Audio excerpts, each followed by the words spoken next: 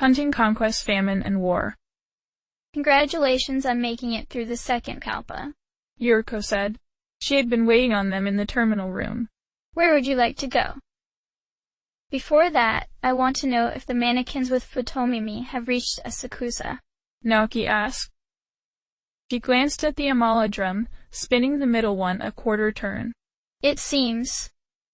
Yes, most of them have arrived there around the time you entered here. 3 got lost in the tunnels between Ikebukuro and Asakusa, and only a few have moved out from the Ginza underpass. If you mean to go to Asakusa, you should be aware that we've been keeping an eye on an unusual angel in the area. She acted as the divine messenger for Kagutsuchi, but she has stuck around even though her role is complete. Alright, thanks for letting me know, he said, still thinking over where to go with the riders now hunting him. Going to Asakusa was out, as he didn't want to draw them near the mannequins. Ginza and Shibuya were both places where ghosts and demons gathered, and there may be some still around Ikebukuro as well. The hospital was a maze, and the halls were not tall enough for the riders and their horses to pass through. Even if that was so, they could set up holes like Matador, and Noki didn't expect walls to stop them. The obelisk was also a maze with few non-demon inhabitants, but it had large open rooms. There were regular and magical pits to watch out for, though, and it didn't seem right to bring fierce battles into a place where the soul of the world was taking refuge. I'll go to the Shinjuku Medical Center, close to when I left, Naoki said. While it wasn't an easy place to get around, he could watch better for holes and try to catch the riders in the lobbies. Yuriko bowed. As you wish. Good luck. Back in the first terminal room he'd known of, Naoki sensed the candelabrum compassion in the basement hall. He wasn't surprised at that. Matador, Daisuju, I want you two with us, Naoki said. He'd noticed that riders nullified various elements and elements, so Hellbiker wasn't going to help much. They didn't resist physical attacks, so Matador would definitely help. While the riders also resisted death and expel spells, Daisuju's superior healing was potentially necessary for Naoki and his followers to be challenging the riders at this point. We are at your command, Daisuju said, ringing his bell. And looking forward to a good show, Matador said, enthusiastic for this. This is gonna be good, Hanuman said, eager to begin. Mikazuchi grunted in agreement, a twinkle to his eyes. Let's go, Naoki said, going ahead to get the door to open up. There was a large hole close to the elevator. It began moving towards him immediately. Near the door to the other half of the hospital basement, a pair of the Shikigami were investigating the scattered papers. Ah, Demi, welcome back, one of them said. Neither of them felt like the one he'd allied with. In quiet here, but something in the air has recently changed. The riders of the apocalypse are here, he warned them. Get to your kodamas and hide them. I'll handle the other fiends. We will, thanks, the Shikigami said before following his peer through the door to fetch their wards. They probably won't attack the kodamas, but better safe than sorry, Naoki said, bracing himself for the upcoming fall. Like with Matador, the hole dropped them into an entirely different landscape. The violent gold clouds above and the red earth below were the same as before. But this time the overgrown ruins of a town surrounded them. The foul air buzzed with flies, rotting trash and decayed corpses had been left behind. There was an oppressive feeling around them. Naoki's horn sensed that if they didn't deal with White Riders swiftly, being in this place would sicken them all, even those who normally resisted or even nulled ailments. To make matters more difficult, White Rider was armed with a bow. His horse had many blue eyes all over its body, none of which looked healthy. Facing me is facing any conqueror in history, ultimately futile, White said. You think you can take on we ancient ones who have been in the nightmares of humankind, since you could escape the nature of beasts? In your current form, yes, Naoki said. That limited even these ancient fiends. In his true nature, the manifestation of conquest could be nearly unbeatable as an enemy. White Rider raised his hand, calling out a pair of crystal angels that had pulsing red glows for hearts. Divine virtue, angels with their wills bound to white, weak to force and death, expel would be reflected. White himself had no apparent weaknesses. It's time to see if you will be a conqueror, or be conquered. Then he blasted them with a maelstrom of fire. Feeling that the angels could be a problem, Naoki used concentrate. At the same time, he knew a way that White Rider could make himself even more difficult to fight. Matador, take out his horse. Naoki ordered. Interesting opening.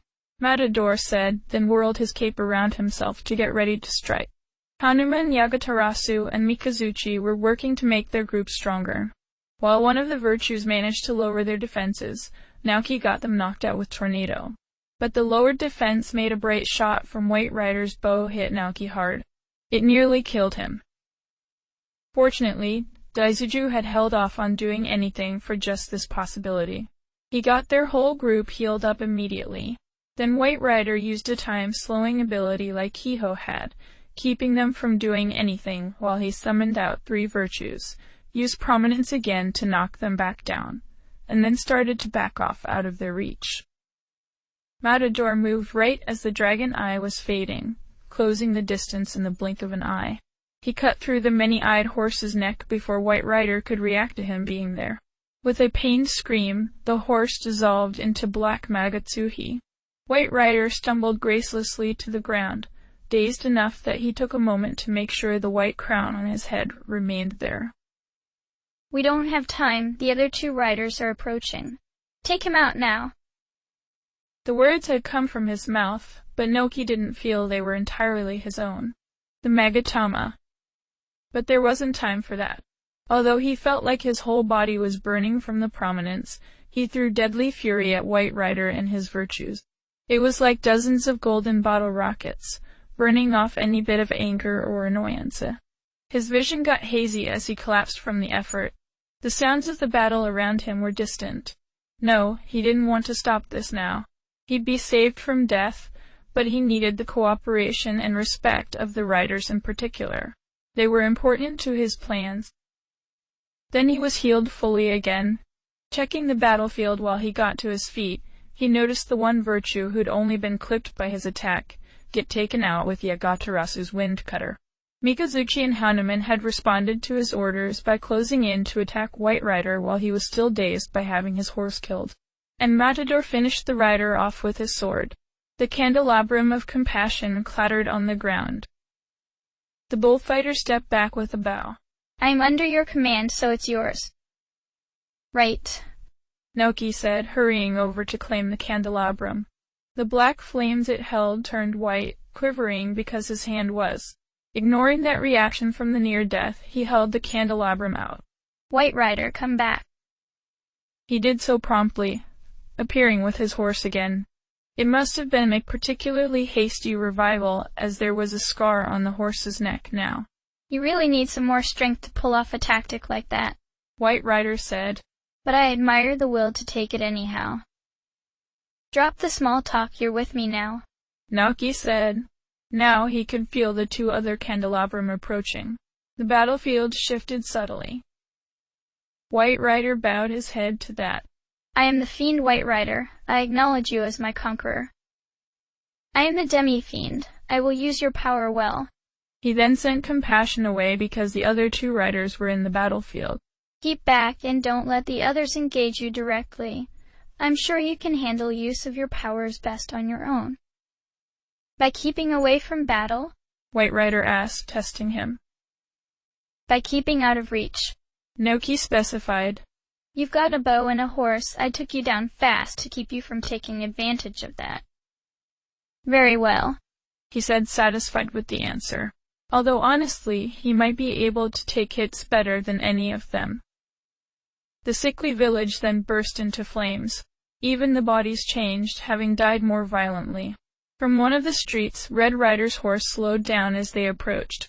The horse was brawny and wild-spirited, looking normal save for its blood-red coat. Red himself drew a steel sword with a blade so long that it fit well for combat on horseback. But as a manifestation of war, Naoki didn't doubt that his skills would be masterful however he fought. 2 angels with heavy armor flew in with him, powers, a stage weaker than the virtues, but still similar. Already fallen, have you, White? Red asked. He had a good strategy, White said, now positioned near one of the burning houses, with the rest between him and Red's forces. Naoki thought of saying something, but felt a sudden pang of hunger. Actually, he hadn't eaten anything aside from the magatama and the rice porridge since the world ended. No, he needed to focus on this battle. Red Rider shrugged at White's statement. Well, no conqueror is invincible. War can do in the mightiest, as you will plainly see. He then charged his horse right towards them. Let's not risk too much with deadly fury. Try Xeris Beat or Chaos Blade if you want to attack all of them. Single physical attack skills are limited to lunge. We really should find others to fix that. There is Glacial Blast. You should be capable of handling that magic. He's going to want a fight. We might have been able to trick White if we weren't under the pressure of these two approaching. Red won't fall for mere trickery. Unless... Things seemed slow as his magatama tried to work out the situation. Naoki worked with them on ideas. Red Rider, like White and probably the others, could not be afflicted by ailments. Neither could his horse as long as it was under his control. But what if something broke that? The riders had been asked to watch over him, but to give their all for these battles. Yet if he did something apparently stupid. Within the last few steps of the horse, they had a plan. It felt desperate, possibly due to the influence of Black Rider's power. Naoki moved in the way and shifted his posture as if he was going to punch the horse. While he was the manifestation of war, Red Rider pulled at his horse's mane, drawing it out of his attack run at White. He also brought up his sword to attack back. Naoki's followers, even the fiends of them, were momentarily worried along with trying to put the touch of famine out of mind. Naoki wasn't done though. He shifted his movement to strike at Red Rider's hip bone. Using the guidance of his magatama, he turned it from a punch to an upward kick that let him knock Red Rider off balance, grab the red horse's mane, then shove the rider off his own horse. Red was just as shocked to be taken off his horse, and Hanman was quick enough to attack him in that moment. The horse continued its turn, running a few steps before stopping. Now how did he control a horse? No problem. We've got that covered too. Kagutsuchi, I'll leave this battle to you. Naoki called. Black Rider's going to keep us distracted as long as he's on the field. I'll go after him, keep everyone in good shape until I get back. Yagatarasu with me. Yes, sir, Kagutsuchi said, then attacked one of the powers as it tried to get Red out of the middle of their group. The three-legged crow flew to Naoki's side, ready to follow. The fiends were too used to working on their own to leave one of them in charge. Kagutsuchi should have the right mind for it, plus he had Daisuju's healing to rely on. Signaling the horse to gallop out of area, Naoki focused on finding where Black Rider was. He was in this space. On the street to the east, heading around north to get behind White. Naoki directed the horse between the flames to intercept him. Once they were in sight of each other, Black directed his horse to run down an open street, away from the rest. Naoki pursued him to an opening in front of what appeared to be a church. It too was enveloped with flames, making this place blisteringly hot. Black Rider pulled his black horse around to face him. With the silver scales he carried, he didn't seem as threatening as Red. However, Naoki felt he was just as much of a threat. You stole Red's horse? Black asked, faintly impressed and trying not to show it. Right from under him, Naoki said. Black fiddled with his scales, making them clatter. I see. But is it a theft you can maintain? A few of us demons are tied to certain animals by our own image. You couldn't have a rider without something to ride, yes? They were both stunned when we took them off, he said. The smoke was starting to remind him of smoked meats, or a freshly grilled meal would be great. Wait, that was a distraction that sapped his energy. Take too long and we could starve just talking to him. Unconcerned and counting on his power, Black Rider made some small weights appear on his scale. While you have physical contact, your will to remain on the horse is overriding Red Rider's identity with his horse. Very interesting, and to have asserted control over the horse so quickly. But then you have already beaten White and have conquest on your side. So then, Black drained ice, so this wasn't a good context to test Glacial Blast in. Naoki chose Zero's beat instead, viewing the horse as separate from the rider to make sure the attack hit both. When the attack flung the weights off the scale, Black seemed irritated. When it hit the horse, the animal panicked and bolted. Black Rider was immune to ailments, but as he said, he was tied to his horse. Naoki encouraged the red horse to pursue them, using focus and rapidly consulting with his Magatama on how to aim this right. Ahead of him, Black managed to stay mounted, but wasn't able to calm down his horse or himself. He swung his silver scales back clumsily, making them flail wildly, and hit himself in the skull. A shining orb was flung into the burning village. Megadolian, his Magatama, warned him that it was a massive spell that would kill him. Naoki pushed the horse to run as fast as it could, missing the explosion of blinding light behind them. Luckily, Yagatarasu kept pace. She didn't even falter as the shock wave hit them. He managed to catch up to Black in that time.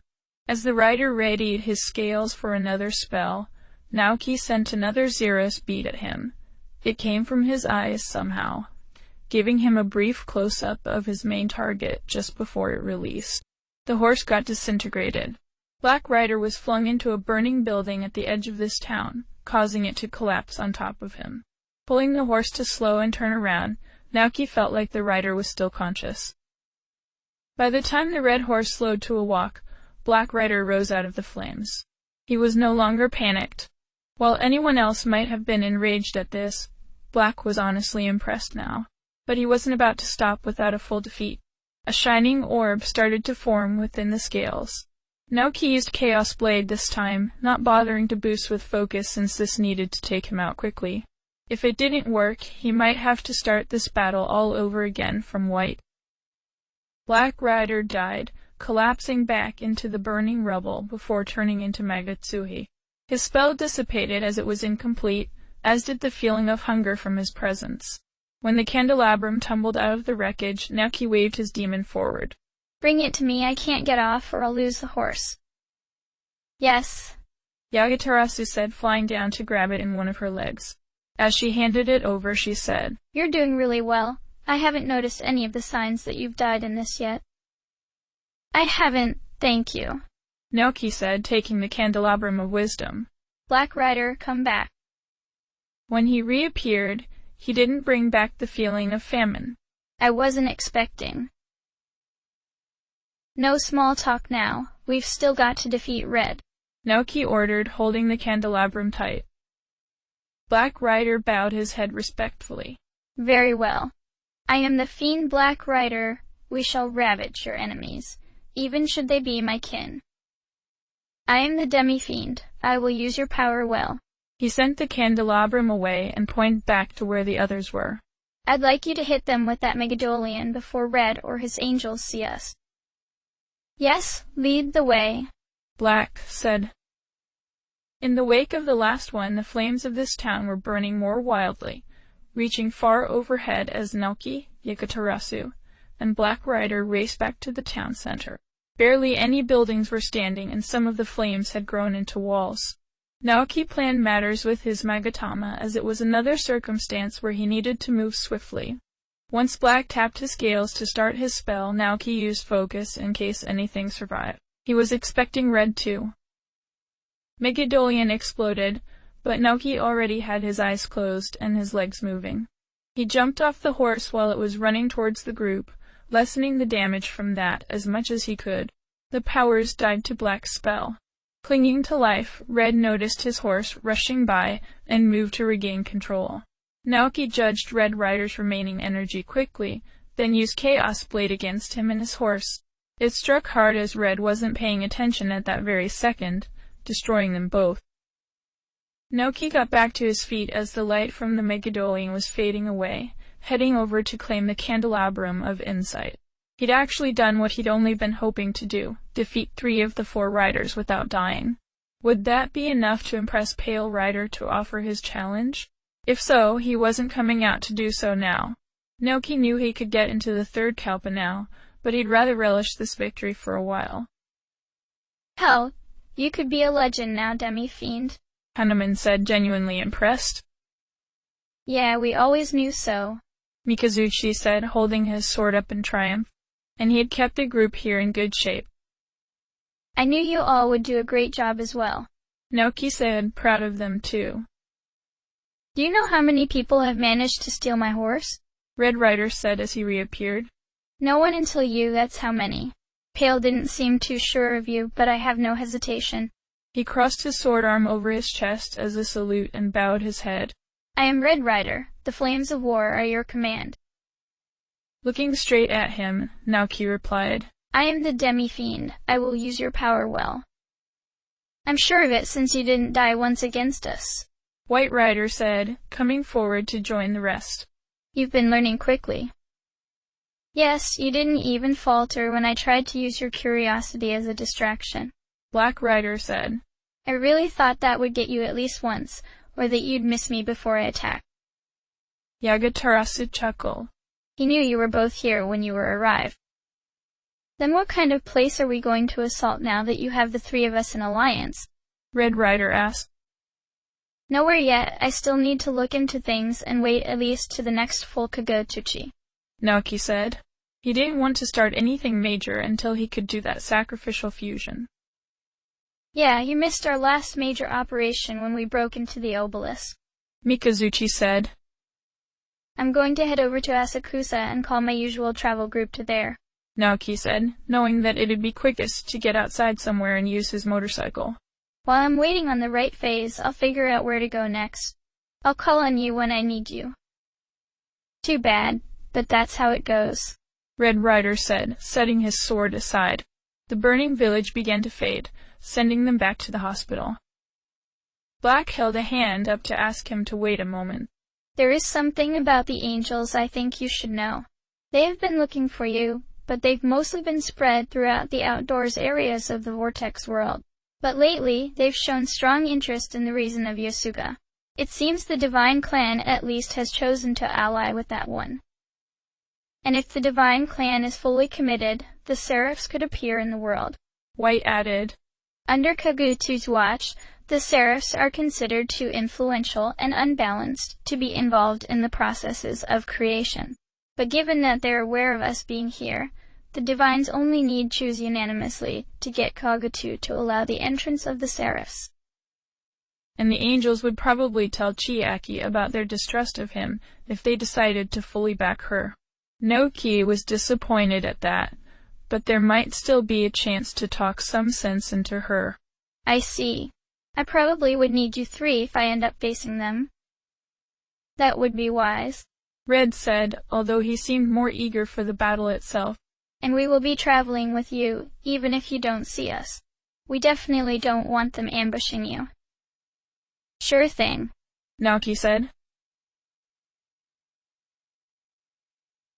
I don't want to provoke Kagutsu too soon, so I've been sparing in my appearances in the Vortex world itself. But I do like a good bar, and Nyx's place is the only one that's sprouted up in this one. She always has a good sense for atmosphere, and I can count on her to be more observant than most humans realize. The fairies have been claiming Yoyogi is now a rock-solid fortress, Nyx says, leaning against the bar as she speaks with me. But I have a feeling it's all going to explode in their face soon. Gossip about the Yahiro no Himoroji being there has been spreading, and several dangerous souls are definitely interested in claiming it. I feel like at least 2 of the reason bearers could go after it, Hikawa would. But his injuries must be keeping him wherever he is hiding. The diet building. I tell her. It might be some information she'll need to slip to the right people. She nods. Good place in. I don't know about the 4th reason, though. There's been some talk that it might be one of the mannequins. Far-fetched, but possible. It is one of them, and that could be trouble.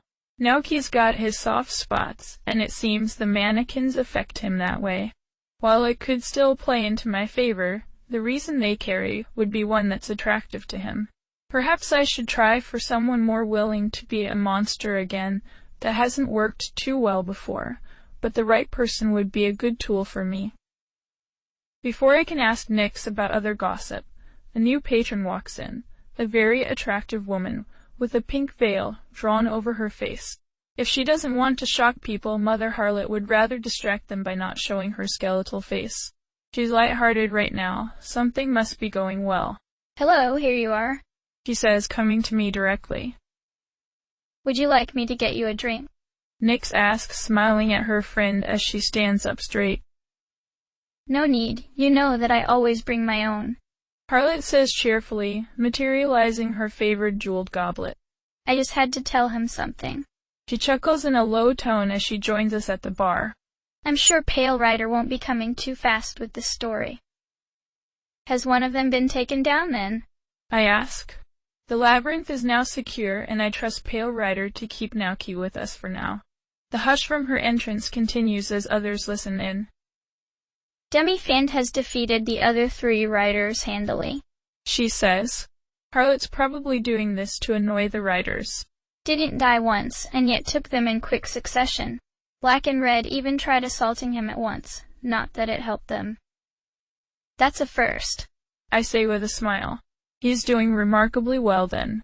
Indeed, none of his predecessors managed to survive and win against the riders like that. And the lounge is packed. This story's going to spread rapidly. I don't need to help it along. After taking a sip, she nods. But it gets better when you hear how he did it. Demi-Fiend took White out first by ordering his horse assassinated, then assaulting him with deadly fury. He's not strong enough to use that skill safely yet, I say. It shouldn't take him long to get there, but it's good seeing him take risks like that and surviving. Just as long as he doesn't end up annihilating himself doing something profoundly stupid. He still did, Harlot says. That's when the other 2 jumped in, right after he affirmed a contract with White. She's eager enough to pass along the story that she sets her goblet down. Red tried a full-on assault like you'd expect, and so Demi-Fiend went and stole his horse. Really? Nyx asks, wide-eyed at this. I'm surprised myself. This is excellent. If he agrees to my plan, he's going to tear up the forces of our enemy like they won't believe. I want him to be mine. And then he left his troop, including Daizuju, Matador, and White Rider, to keep Red Rider busy while he chased after Black Rider before the latter could carry out a sneak assault. He even got Black into a state of panic for a brief time, which I had thought utterly impossible, but Demi-Fiend still pulled it off. Once he defeated him, Demi-Fiend called Black back to turn his sneak attack against Red. He then distracted Red with his own horse and dealt a critical finishing blow against him. Harlot hits the bar in emphasis as the listening crowd gasps. It was absolutely amazing, and such a pity that you missed seeing it in action. I had to come tell you immediately. That is unfortunate, I say, and yet fortunate in that others are hearing this so soon. Naoki has shown defiance against those who try to threaten him. So let's see how he handles demons in awe of what they've heard of him. But he is the one who gave me this crook in my nose, so I believe it. Since he's shown himself well in fair battles, is it fine now, if I try for an utterly unfair battle? Harlot asks. Ah, that could be another reason why she came to me directly with this. Even so, he's defeated 3 of the riders without dying. I'm sure that against her ideas of unfair tricks, he will prevail once more. Certainly, I'd like that. But there's some time before he should come across you. There's something I'd like you to do for me first.